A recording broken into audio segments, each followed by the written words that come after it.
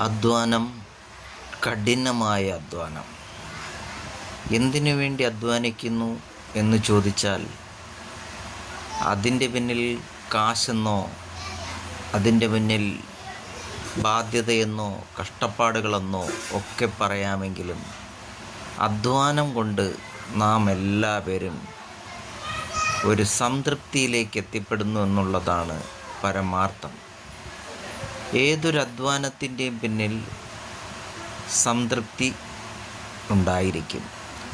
ആ സംതൃപ്തി ഉണ്ടാവണമെങ്കിൽ നമ്മുടെ അധ്വാനത്തിൻ്റെ ഫലം മറ്റുള്ളവരിലേക്കും എത്തിപ്പെടുമ്പോൾ, അതിന് അവകാശികളിലേക്കും എത്തിപ്പെടുമ്പോൾ മാത്രമാണ്.